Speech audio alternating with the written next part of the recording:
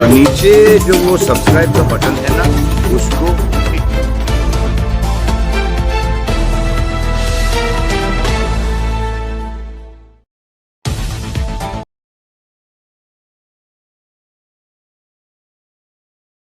ನಮಸ್ಕಾರ ವೀಕ್ಷಕರೇ, ಇವತ್ತು ಸುಂದರವಾದ ದಿನ. ಇವತ್ತು ಶ್ರೀರಾಮ ಮಂದಿರದ ಅಯೋಧ್ಯ ಮಂದಿರದ ನಿರ್ಮಾಣೋತ್ಸವದಲ್ಲಿ ಇಲ್ಲಿ ಹುಬ್ಬಳ್ಳಿಯಲ್ಲಿ ದಾಜಿಬಾನ್ ಪೇಟ್ ನಂತರ ದುರ್ಗಾದೇವಿ ದೇವಸ್ಥಾನ ಹತ್ತಿರ ಇಲ್ಲಿ ಶ್ರೀರಾಮ ಭಕ್ತರು ಇಲ್ಲಿ ತಮ್ಮ ಪರ್ಪರಿಯನ್ನು ಇಡುತ್ತಿದ್ದಾರೆ. ಡೆಕೋರೇಷನ್ ತರಹ ಒಂದು ಸುಂದರವಾದ ದೃಶ್ಯವನ್ನು ಕಾಣಲಿಕ್ಕೆ ನಾಳೆ ಬೆಳಗ್ಗೆ ತುಂಬ ಅದ್ಭುತವಾದ ದಿನ ಅಂತೇಳಿ ಮಾಡಲಿಕ್ಕಂತ ಮಾಡ್ತಾ ಇದ್ದಾರೆ. ಬನ್ನಿ ಸರ್, ಅವ್ರ ಜೊತೆ ಮಾತಾಡ್ಕೊಂಡು ಅವ್ರದ್ದು ಏನು ಇದೆ ಅಂತೇಳಿ. ಅವ್ರಿಗೂ ಜೈ ಶ್ರೀರಾಮ್. ಈಗ ನಮ್ಮ ಜೊತೆಯಲ್ಲೇ ಇದ್ದಾರೆ ಸರ್. ತಮ್ಮ ಹೆಸರು ಸರ್? ಆಕಾಶ್ ಗೌಳಿ, ದಾಜಬಾನ್ಪೇಟ್, ಹುಬ್ಳಿ. ಏನು ಎದರ ವಿಶೇಷ ಏನು ಸರ್? ನಮ್ಮ ಓಣಿಯಲ್ಲಿ ರಾಮನವಮಿ ಪ್ರಯುಕ್ತ ರಾಮನವಮಿ ಹಬ್ಬವನ್ನು ಆಚರಿಸ್ತಾ ಇದ್ದೇವೆ. ಇವತ್ತು ಇಡೀ ಹಿಂದೂ ಸಮಾಜ 500 ವರ್ಷಗಳ ಏನು ಕನಸಿತ್ತು ನಾಳೆ ದಿವಸ ನನಸಾಗ್ತಕ್ಕಂಥ ಸಂದರ್ಭದಲ್ಲಿ ಈ ದೇಶದ ಪ್ರಧಾನಮಂತ್ರಿಗಳಾಗಿರ್ತಕ್ಕಂಥ ಸನ್ಮಾನ್ಯ ನರೇಂದ್ರ ಮೋದಿಯವರು ಪ್ರಭು ರಾಮ ಮಂದಿರದ ಉದ್ಘಾಟನೆ ಕಾರ್ಯಕ್ರಮ ಭಾಳ ಅಭೂತಪೂರ್ವವಾಗಿ ನಡೀತಕ್ಕಂಥದ್ದನ್ನು ಇಡೀ ದೇಶದ ಜನ ಇವತ್ತು ನಾವು ನೋಡ್ತಾ ಇದ್ದೇವೆ. ಇದು ಹುಬ್ಬಳ್ಳಿಯಲ್ಲಿ ನಾವು ನೋಡಿದ್ರೆ ಕೂಡ ಗಲ್ಲಿ ಗಲ್ಲಿಯಲ್ಲಿ ಇವತ್ತೆಲ್ಲ ಯುವಕರು ಅಡ್ಡಾಡಿ ಕೇಸರಿಮಯ ಮಾಡ್ತಕ್ಕಂಥ ವಾತಾವರಣನ ಭಾಳ ಅದ್ಭುತವಾಗಿ ಮಾಡ್ತಾ ಇದ್ದಾರೆ. ಎಲ್ಲ ಯುವಕರಿಗೆ ಹಾರ್ದಿಕ ಅಭಿನಂದನೆಗಳನ್ನು ಸಲ್ಲಿಸ್ತೇನೆ. ಒಂದು ಹಿಂದೂ ಶಕ್ತಿ ಜಾಗರಣೆ ಆಗ್ತಕ್ಕಂಥ ಸಂದರ್ಭದಲ್ಲಿ ಇವತ್ತು ಎಲ್ಲರೂ ಕೂಡ ಪ್ರತಿಯೊಬ್ಬ ಯುವಕರು ಸೇರಿ, ಹಿರಿಯರು ಸೇರಿ, ಮಹಿಳೆಯರು ಸೇರಿ ಮನೆ ಮುಂದೆ ಅಲಂಕಾರ ಮಾಡೋದನ್ನು, ಇಡೀ ಓಣಿಗಳನ್ನು ಅಲಂಕಾರ ಮಾಡೋದನ್ನು, ಕೇಸರಿ ಧ್ವಜವನ್ನು ಹಾಕೋ ಮುಖಾಂತರ ಪೂರ ಕೇಸರಿಮಯ ವಾತಾವರಣ ಮಾಡ್ತಕ್ಕಂಥದ್ದನ್ನು ನಮ್ಮ ಹುಬ್ಬಳ್ಳಿಯಲ್ಲಿ ಇರ್ತಕ್ಕಂಥ ಎಲ್ಲ ಯುವಕರು ಭಾಳ ಅದ್ಭುತವಾಗಿ ಮಾಡಿದ್ದಾರೆ. ಅವರೆಲ್ಲರಿಗೂ ಹೃತ್ಪೂರ್ವಕವಾದಂಥ ಅಭಿನಂದನೆ ಸಲ್ಲಿಸ್ತೇನೆ. ನಾಳೆ ದಿವಸ ಪ್ರಾಣ ಪ್ರತಿಷ್ಠಾಪನೆ ಕಾರ್ಯಕ್ರಮ ಆದಮೇಲೆ ಸಾಯಂಕಾಲ ಏನು ಈ ದೇಶದ ಪ್ರಧಾನಮಂತ್ರಿಗಳಾಗಿರ್ತಕ್ಕಂಥ ಸನ್ಮಾನ್ಯ ನರೇಂದ್ರ ಮೋದಿಯವರು ಕರೆ ಕೊಟ್ಟಿದ್ದಾರೆ. ಎಲ್ಲ ಮನೆಗಳಲ್ಲಿ ಮುಂದೆ, ದೇವಸ್ಥಾನಗಳ ಮುಂದೆ ದೀಪ ಹಚ್ಚುವ ಮುಖಾಂತರ ಮತ್ತೊಮ್ಮೆ ರಾಮನನ್ನು ನಾವು ಮನೆಗೆ ಮತ್ತು ಮನೆಗಳಿಗೆ ಆಹ್ವಾನ ಮಾಡ್ತಕ್ಕಂಥ ಕೆಲಸವನ್ನು ಮಾಡಬೇಕಂತ ವಿನಂತಿ ಮಾಡ್ತೇನೆ. ಕಡೆ ದೀಪೋತ್ಸವ ಮಾಡ್ಬೇಕಂತ ಮಾಡಿದ್ದಾರೆ ಸರ್.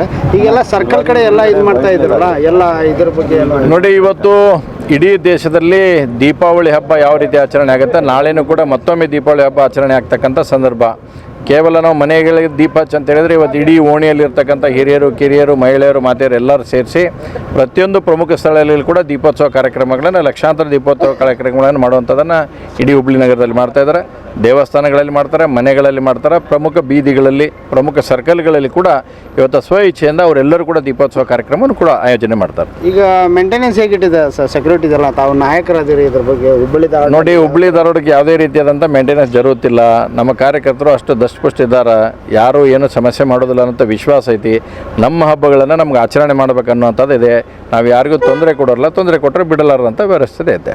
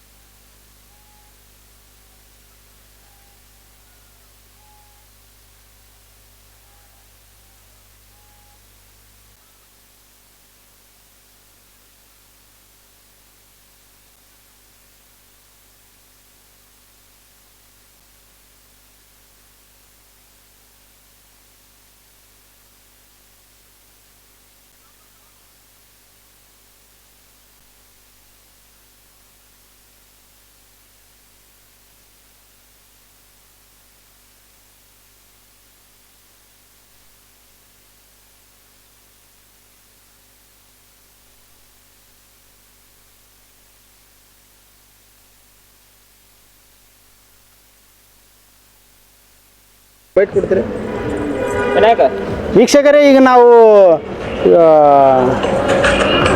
ಮರಾಠಗಲ್ ವೀಕ್ಷಕರೇ, ಈಗ ನಾವು ನ್ಯೂ ಮ್ಯಾದರವಣಿ ಹತ್ರ ಬಂದಿದ್ದೀವಿ. ಇಲ್ಲೊಂದು ಶ್ರೀರಾಮ ಭಕ್ತರು ಮತ್ತು ಅವರ ಅಭಿಮಾನಿಗಳು ಇಲ್ಲಿ ಎಲ್ಲ ಸಂಘಟನೆ ವತಿಯಿಂದ ಇಲ್ಲಿ ಕಾರ್ಯಕ್ರಮಕ್ಕೋಸ್ಕರ ಎಲ್ಲ ವಿಸರ್ಜನೆ ಎಲ್ಲ ಏರ್ಪಾಡು ಇದು ಮಾಡ್ತಾ ಇದ್ದಾರೆ. ಮಾತಾಡ್ಕೊಳ್ಳೋಣ ಅವ್ರ ಜೊತೆ. ನಮಸ್ಕಾರ ಸರ್. ನಮಸ್ಕಾರ. ಸರ್, ಇಲ್ಲಿ ಎಷ್ಟು ಜನ ಸೇರಿಕೊಂಡು ಏನು ಯಾವ ಥರ ಇದು ಮಾಡ್ತಾ ಇದ್ದೀರಾ ಸರ್ ನಾಳೆ ಬೆಳಗ್ಗಿನಗೋಸ್ಕರ? ಸಂಖ್ಯೆ ಹೇಳಕ್ ಬರಂಗಿಲ್ಲ ಸರ್. ಒಣೆಯನ್ನೂರು ಎಷ್ಟು ಮಂದಿ ಬರ್ತಾರಂತ, ಒಟ್ಟು ಎಲ್ಲರೂ ಸೇರಿ ಒಣೆಯನ್ನೂರು ಎಲ್ಲರೂ ಮಾಡೋದು, ಹಿರಿಯರಾಗಲಿ ಕಿರಿಯರಾಗಲಿ ಎಲ್ಲರೂ ನಿಂತು ಮಾಡಂತೀವ್ರಿ. ಇದು ಒಂದು 500 ವರ್ಷದಿಂದ ಇತಿಹಾಸ ಇರ್ಬೇಕ್ರಿ ಇದು.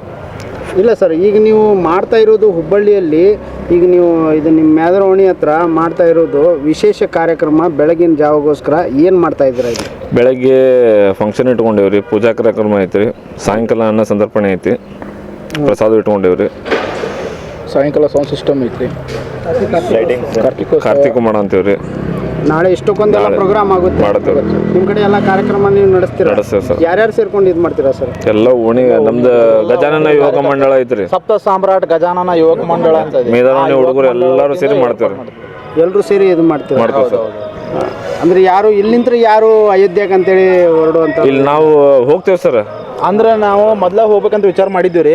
ಮೋದಿಯವರು ಒಂದು ಕರೆ ಕೊಟ್ರು, ಇವಾಗಲೇ ಯಾರು ಇಲ್ಲಿ ಬರೋದು ಬೇಡ, ನೀವು ಎಲ್ಲಿದ್ರಿ ಅಲ್ಲೇ ಜ್ಯೋತಿಯನ್ನು ಬೆಳಗಿಸಿ ಅಲ್ಲೇ ನೀವು ವಿಜಯೋತ್ಸವನ ಆಚರಿಸ್ರಿ. ಮೋದಿಯವರು ಇದಕ್ಕೆ ಮೂಲ ಕಾರಣನೇ ಮೋದಿ. ಯಾಕಂದ್ರೆ ನಾವು ನಮಗೋಸ್ಕರ ವಿಜಯೋತ್ಸವನ ಆಚರಿಸ್ಬೇಕಂತ ಇದ್ವಿ. ಇದು 500 ವರ್ಷಗಳ ಕಾಲ ಇತಿಹಾಸ. ಇದು 500 ವರ್ಷಗಳ 5 ತಲೆಮಾರುಗಳು ಕಳೆದೋಗಿದ್ದಾವೆ ಹಿಂದೆ. ಅವ್ರು ಯಾರೂ ನೋಡಿಲ್ಲ ಈ ರಾಮ ಮಂದಿರ ನಿರ್ಮಾಣ ಆಗೋದನ್ನು. ಈ ನಮ್ಮ ಜನ್ರೇಷನ್ ನೋಡ್ತಾ ಇದೆ 500 ವರ್ಷಗಳ ನಂತರ. ಹೀಗಾಗಿ ನಾವು ಒಂದು 22 ಟಿಕೆಟನ್ನು ಬುಕ್ ಮಾಡಿದ್ವಿ, ಅದನ್ನು ಕ್ಯಾನ್ಸಲ್ ಮಾಡಿದ್ವಿ. ಮೋದಿಯವರು ಕರೆ ಕೊಟ್ಟ ತಕ್ಷಣವೇ ಕ್ಯಾನ್ಸಲ್ ಮಾಡಿದ್ವಿ. ನಾವು ನಮ್ಮ ಏರಿಯಾದಲ್ಲೇ ಒಂದು ವಿಜಯೋತ್ಸವ ಆಚರಿಸ್ಬೇಕು, ಒಂದು ರಾಮ ಮಂದಿರ ನಿರ್ಮಾಣವನ್ನು ನಮ್ಮ ಏರಿಯಾ ಜನರಿಗೆ ತೋರಿಸ್ಬೇಕು, ಹಿಂದುತ್ವವನ್ನು ಎತ್ತಿ ಹಿಡಿಬೇಕು, ಅದೇ ರೀತಿ ಒಂದು ರಾಮನ ನಾಮದಲ್ಲಿ ಎಷ್ಟು ಒಕ್ಕಟ್ಟಿದೆ ಅನ್ನೋದನ್ನು ತೋರಿಸ್ಬೇಕು ಅಂತ ನಾವು 20 ಏನು ಚಿಲ್ಲರೆ ಜನ ಇದ್ದೀವಿ, ಅವರೆಲ್ಲ ಎಲ್ಲೇ ಉಳ್ಕೊಂಡು ಈ ಕಾರ್ಯಕ್ರಮವನ್ನು ಹಮ್ಮಿಕೊಂಡಿದ್ದೀವಿ ಸರ್. ಹೌದು ಸರ್, ಈಗ ನೀವು ಹೇಳ್ತಾ ಇದ್ದೀರಾ, ಈಗ ನಾವು ಇದರಲ್ಲಿ ಕೈ ಬರೀ ಮೋದಿ ಅವ್ರದ್ದು ಅಷ್ಟೇ ಇಲ್ಲ, ಲಾಲ್ ಕಿಡ್ನ ಅಡ್ವಾಣಿ ಅವ್ರದ್ದು ಹಿಂದೆ ಇದರಲ್ಲಿ ಹಿಂದೆ ಲಕ್ಷಾಂತರ ಜನರ ಬಲಿದಾನ ಇದೆ, ಲಕ್ಷಾಂತರ ಜನರ ಬಲಿದಾನ ಇದೆ, ಇಲ್ಲ ಅಂತ ಹೇಳ್ತಾ ಇಲ್ಲ. ಆದರೆ ಕಾರಣಕರ್ತರು ಯಾರಾದ್ರಣ? ಕಾರಣಕರ್ತರಾದಂಥವ್ರು ಒಬ್ರು ಬೇಕಾಗಿದ್ರು. ಇದಕ್ಕೆ ಒಂದು ಟೀಮ್ ಗೆಲ್ಲಬೇಕಂದ್ರೆ ಒಂದು ಕ್ಯಾಪ್ಟನ್ಶಿಪ್ ಅಂತ ಇರುತ್ತೆ. ಆ ಕ್ಯಾಪ್ಟನ್ಶಿಪ್ ನೇತೃತ್ವದಲ್ಲಿ ಮೋದಿಯವರು ಮುಂದುವರಿತಾ ಇದ್ದಾರೆ. ಆದ ಕಾರಣ ಈ ಕ್ರೆಡಿಟ್ ಹಿಂದೆ ಬಲಿದಾನ ಆದಂಥ ಎಲ್ರಿಗೂ ಸಲ್ಲಬೇಕು. ಅದೇ ರೀತಿ ಇವಾಗ ಕ್ಯಾಪ್ಟನ್ ಆಗಿ ಯಾರು ಮುಂದುವರಿತಾ ಇದ್ದಾರೆ, ಮೇನಾಗಿ ಟೀಮ್ ಗೆದ್ದ ತಕ್ಷಣ ಟ್ರೋಫಿ ಅವ್ರ ಕೈಯಲ್ಲೇ ಹೋಗುತ್ತೆ. ಹೀಗಾಗಿ ನಾನು ಇದೊಂದು ತಂಡದ ಪರವಾಗಿ ನಾನು ತಂಡದ ರೀತಿಯಲ್ಲಿ ನಾನು ಭಾವಿಸ್ತೀನಿ ಇದನ್ನು. ನರೇಂದ್ರ ಮೋದಿ ಅವರು ಅಷ್ಟಕ್ಕೊಂದೆಲ್ಲ ಇದು ಮಾಡಿದ್ದಕ್ಕೆ ನೀವು ಅವ್ರ ಸಂಬಂಧಾಗಿ ಇಲ್ಲಿ ಕಾರ್ಯಕ್ರಮ ಸರ್, ನಾವು ಅವ್ರಿಗೋಸ್ಕರ ಮೋದಿ ಅವ್ರಿಗೋಸ್ಕರ ರಕ್ತದಾನ ಶಿಬಿರ ಮಾಡಿದ್ದೀವಿ, ಐ ಡೊನೇಟ್ ಮಾಡಿದ್ದೀವಿ. ಅದೇ ರೀತಿ ಪ್ರತಿ ವರ್ಷ ಗಣೇಶೋತ್ಸವ ಸಮಿತಿಯಿಂದ ನಾವು ಇಲ್ಲಿ ಅನ್ನ ಸಂತರ್ಪಣೆ ಮಾಡ್ತೀವಿ. ಅದು ಪ್ರತಿ ವರ್ಷ ಮಾಡ್ತಾ ಇರ್ತೀವಿ. ಸಪ್ತ ಸಾಮ್ರಾಟ್ ಗಜಾನನ ಯುವಕ ಮಂಡಳಿ ಯಾವತ್ತಿಂದ ಇದೆ ಅವತ್ತಿಂದ ಮಾಡ್ತಾ ಇದ್ದೀವಿ. ಇನ್ನು ಮುಂದೇನೂ ಮುಂದುವರಿಯುತ್ತೆ ಅಂತ ನಮ್ಮ ವಿಶ್ವಾಸ. Okay sir. ತಮ್ಮ ಹೆಸರು ಸರ್? ಮಂಜುನಾಥ್ ಬಾವಿಕಟ್ಟಿ. ತಾವು ಅಧ್ಯಕ್ಷರು? ಎಲ್ಲ ಇಲ್ಲಿ ನಿಂತು ಎಲ್ಲರೂ ಅಧ್ಯಕ್ಷರು, ಉಪಾಧ್ಯಕ್ಷ ಎಲ್ಲ ಕಾರ್ಯದರ್ಶಿನೇ ಇದೆ. ಯಾರು ನಿಂತು ಮೇಲೆ ನಿಂತು ಯಾರು ಅಧ್ಯಕ್ಷರು ಯಾರು ಉಪಾಧ್ಯಕ್ಷರು ಆಡಳಿತದಲ್ಲಿ ಯಾರು ಅಧ್ಯಕ್ಷರಲ್ಲ, ಯಾರು ಕಾರ್ಯಕರ್ತರಲ್ಲ, ಎಲ್ಲರೂ ಜನ ಸುಖಿನೋ ಭವಂತು, ವಸುದೇವ ಕುಟುಂಬಂ. ಎಲ್ಲರೂ ನಾವೇ, ಎಲ್ಲರೂ ನಮ್ಮವರೇ.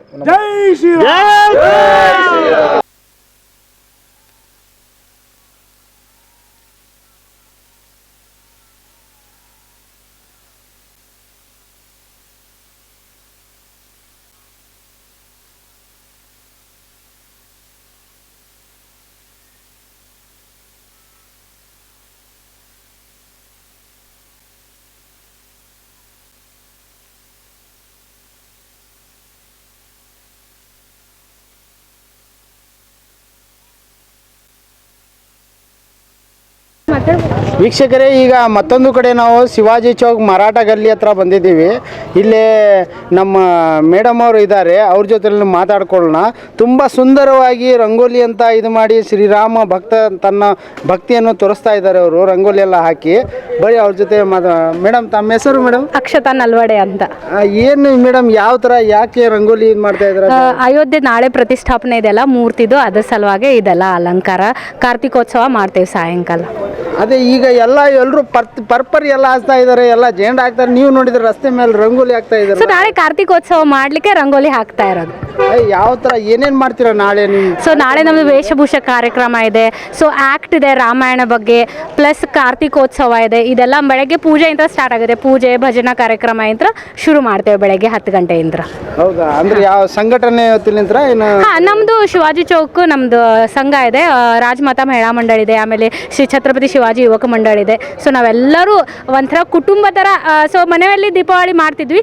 ಈಗ ಹೊರಗಡೆ ಬಂದು ಎಲ್ಲ ಸಹ ಸೇರಿ ದೀಪಾವಳಿನ ಉತ್ಸವ ಮಾಡೋಣ ಅಂತ ಹೇಳಿ. ಹೌದಾ ಮೇಡಮ್?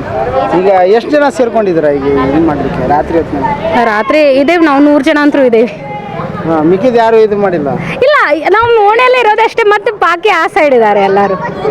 ಹಾಂ, ಈಗೆಲ್ಲ ನೀವು 3-4 ಜನ ಸೇರ್ಕೊಂಡು ಇಷ್ಟಕ್ಕೊಂದೆಲ್ಲ ಡೆಕೋರೇಷನ್ ಮಾಡಿದ್ದೀರಾ? ಹಾಂ, ಎಲ್ಲ ಫುಲ್ ಯುವಕ ಮಂಡಳು ಮಹಿಳಾ ಮಂಡಳ ಎಲ್ಲ ಸೇರಿನೇ ವರ್ಕ್ ಮಾಡ್ತಾ ಇರೋದು. ಹೌದಾ? ಹಾಂ, ಓಕೆ ಮೇಡಮ್, ತುಂಬ ಧನ್ಯವಾದಗಳು ಮೇಡಮ್. Thank you sir. ಸರಿ, ಈಗ ನಮ್ಮ ಇಲ್ಲಿ ಅಧ್ಯಕ್ಷರು ಇದ್ದಾರೆ, ಅವ್ರ ಜೊತೆಲ್ಲ ಮಾತಾಡ್ಕೊಳ್ಳೋಣ. ಇದು ರಂಗೋಲಿ ಎಲ್ಲ ಬೇರೆ ಕಡೆ ಆಗಿರೋ ಥರ ಇವರು ಒಂದು ಬೇರೆ ರೀತಿಲಿ ಥರನೇ ಮಾಡ್ತಾ ಇದ್ದಾರೆ. ಇವ್ರ ಜೊತೆ ಕೇಳ್ಕೊಳ್ಳೋಣ. ನಮಸ್ಕಾರ ಸರ್. ನಮಸ್ಕಾರ ಸರ್. ಸರ್, ಈಗೆಲ್ಲ ಹೆಚ್ಚ ಕಡೆ ಪರ್ಪರಿ ಎಲ್ಲ ಹಚ್ಕೊಂಡು ಜೇಂಡ ಎಲ್ಲ ಹಾಕ್ತಾ ಇದ್ದಾರೆ, ಇಲ್ಲಿ ರಂಗೋಲಿ ಹಾಕ್ತಾ ಇದಾರಲ್ಲ ಸರ್, ಏನಕ್ಕ? ಎಲ್ಲ ನಮ್ಮ ಸಂಪ್ರದಾಯ ಇರೋದು ಅದೇ ಇಲ್ಲ ಸರ್. ಮೊದಲೇ ಮನೆ ಮುಂದೆ ರಂಗೋಲಿ ಹಾಕೋದು, ಹಸಿರು ತೋರಣ ಕಟ್ಟೋದು, ಮನೆಗೆಲ್ಲ ದೀಪಾಲಂಕಾರ ಮಾಡೋದು. ಅಂದ್ರೆ ನಿಮ್ಮ ಲೆಕ್ಕದಲ್ಲಿ ಸರ್, ಈಗ ಬೇರೆ ಎಲ್ಲ ಕಡೆ ಅವ್ರು ಜೇಂಡ ಹಾಕ್ತಾ ಇದ್ರು, ಅವ್ರ ಸಂಪ್ರದಾಯ ಬೇರೆ, ಇಲ್ಲ ಹಾಗೆ ಹೇಳ್ತಾ ಇಲ್ಲ ಸರ್. ಈಗ ನಮ್ಮ ಸಂಪ್ರದಾಯ ಅಂದರೆ ನಾವು ಇದರಿಂದ ಬೇಸಿಕ್ ಇರೋದು ಇದೆ ಅಲ್ಲ ನಮ್ದು ಇರೋದು, ಆ ಸಲುವಾಗಿ ನಾವು ಆ ರೂಢಿಯನ್ನು ಇಟ್ಕೊಂಡು ಆ ಪದ್ಧತಿನ ಅಳವಡಿಸ್ತಾ ಇದ್ದೇವೆ ಸರ್. ಈಗ ನಾಳೆ ಯಾವ್ಯಾವ ಥರ ನೀವು ಕಾರ್ಯಕ್ರಮನ ಏರ್ಪಡಿಸ್ಕೊಂಡು ಮಾಡ್ತಾ ಇದ್ದೀರಾ? ಬೆಳಿಗ್ಗೆ ಇಲ್ಲಿ LED ಡಿಸ್ಪ್ಲೇ ಮೇಲೆ ಲೈವ್ ನೇರ ಪ್ರಸಾರ ಇದೆ ಸರ್.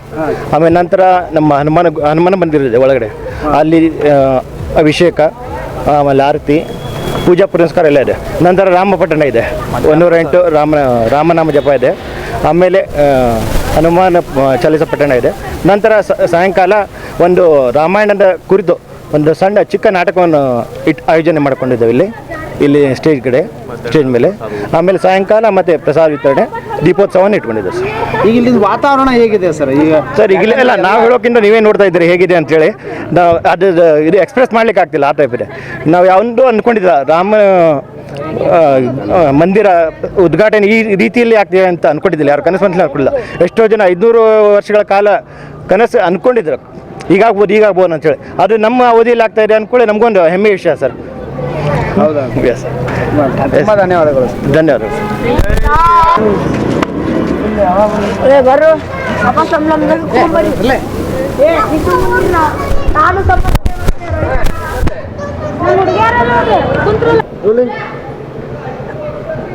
ಸರ್, ಈಗ ತಾವೆಲ್ಲ ನೋಡ್ತಾ ಇರ್ಬೋದು, ಇಲ್ಲೇ ಮರಾಠ ಗಲ್ಲಿಯಲ್ಲಿ CBT ಹತ್ರ ಇರುವಂಥ ನೀವು ದೃಶ್ಯವನ್ನು ಎಲ್ಲ ನೋಡ್ತಿರ್ಬೋದು. ತುಂಬ ಸುಂದರವಾಗಿ ಎಲ್ಲ ಅಲಂಕಾರವನ್ನು ಮಾಡಿದ್ದಾರೆ. ತುಂಬ ಭರ್ಜರಿಯಾಗಿ ಇದು ಮಾಡುವಂಥ ಇದು ನೀವು ನೋಡ್ಬೋದು. ರಂಗೋಲಿ ಅವರು ಹಾಕ್ತಾ ಇರೋದು ಇಲ್ಲೇ ಮರಾಠ ಗಲ್ಲಿನಿಂದ ಹಿಡಿದು ಕನಿಷ್ಠ ಗಣೇಶ್ ಪೇಟ್ ಸರ್ಕಲ್ ಹತ್ರನೂ ಅಲ್ಲಿವರೆಗೂ ಅವರು ರಂಗೋಲಿಯನ್ನು ಸ್ಥಾಪನೆ ಮಾಡಿಸಿದ್ದಾರೆ. ಅದರ ಸಂಬಂಧ ಸ್ಟೇಜನ್ನು ಪ್ರಾರಂಭ ಮಾಡಿ ನಾಳೆ ದೊಡ್ಡ ಕಾರ್ಯಕ್ರಮ ಇದೆ ಅಂತೆ. ನಾಳೆ ದೊಡ್ಡ ಕಾರ್ಯಕ್ರಮದಲ್ಲಿ ಅವರು ದೀಪೋತ್ಸವ ಮತ್ತು ಸಂಗೀತ ಕಾರ್ಯಕ್ರಮ ಎಲ್ಲ ಥರದ ಇನ್ನಿತರ ಪ್ರೋಗ್ರಾಮ್ಗಳನ್ನು ಅವರು ಕಾರ್ಯಕ್ರಮಗಳು ಇಟ್ಕೊಂಡಿದ್ದಾರಂತೆ. ಬನ್ನಿ ಮತ್ತೆ ನೋಡೋಣ. ನಿಮಗೆಲ್ಲ ಇನ್ನೂ ಮುಂದೆ ವರ್ತಾ ಇನ್ನೂ ತೋರಿಸ್ತಾನೆ ಹೋಗ್ತಿರ್ತೀವಿ, ನೋಡ್ತಾ ಇರಿ ಸರ್. ಓಕೆ.